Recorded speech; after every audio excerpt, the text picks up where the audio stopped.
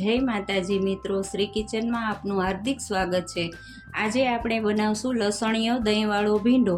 તો પહેલાં તો આ ભીંડો ધોઈ અને સુધારી લીધો છે। પછી વઘાર માટે જાજુ લસણ લેવાનું છે ખાંડીને। પછી એક ઝીણો આદુનો ટુકડો છે એ લેવાનો, દહીં છે, રેગ્યુલર મસાલા, લસણવાળી ચટણી છે, મીઠું। હવે આપણે એનો વઘાર કરશું। તો હવે આપણે આ 5 પાવરા તેલ લઈ લીધું છે। તેલ વધારે પ્રમાણમાં લેવાનું, ત્યારે ભીંડો નહીં તો ચીકાસવાળો રહેશે। અડધી ચમચી જીરું નાખવાનું, ગેસ ધીમો કરી દેવાનું।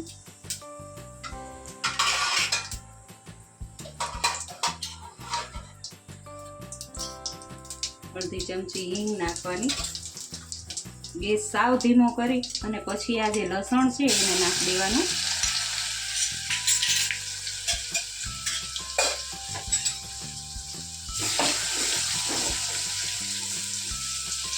હવે આવી રીતે આ ભીંડો સુધારવાનો છે અને ભીંડો નાખી દેવાનો।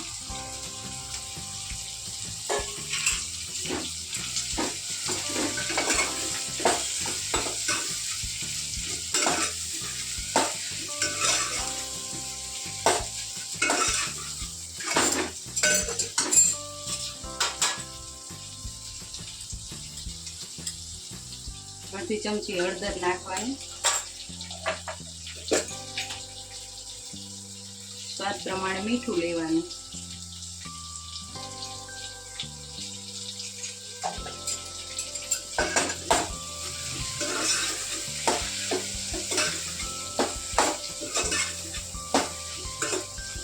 લસણ વધારે પ્રમાણમાં લેવાનું છે તો તેનો ટેસ્ટ આવશે।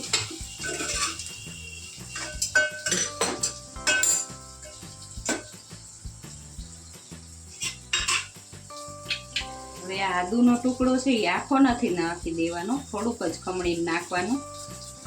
ભીંડો વાયડો ન પડે એટલે થોડુંક આદુ નાખવાનું।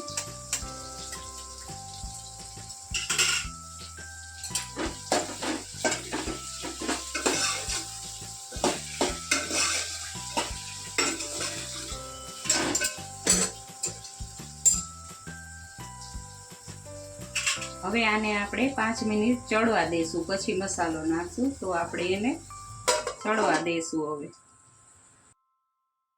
તો હવે 5 મિનિટ થઈ ગઈ છે, વચ્ચે વચ્ચે હલાવતા રહેવાનું। હવે આપણે જોઈ લઈશું શાકને, તો સરસ ચડી ગયું છે।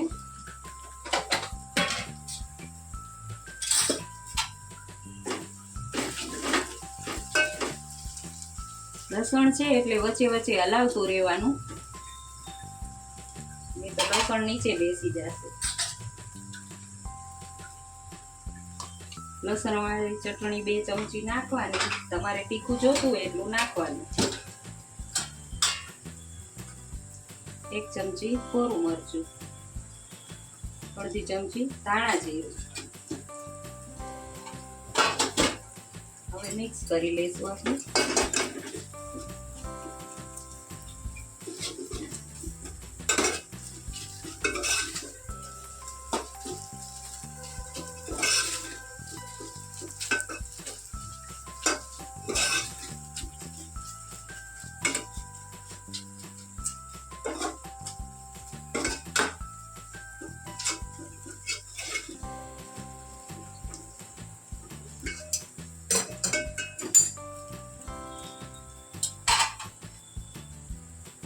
હવે આ દહીં છે એ આમાં આપણે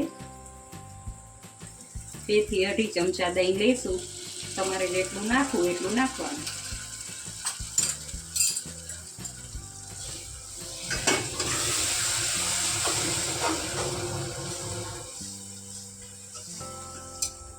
દહીંને બહુ ભાંગી નથી નાખવાનું, બહુ હલાવશો તો દહીં ભાંગી જશે। હવે આપણે ગેસ બંધ કરી દઈશું। તેલ ઉપર આવી ગયું છે એટલે હવે ગેસ બંધ કરી દઈશું।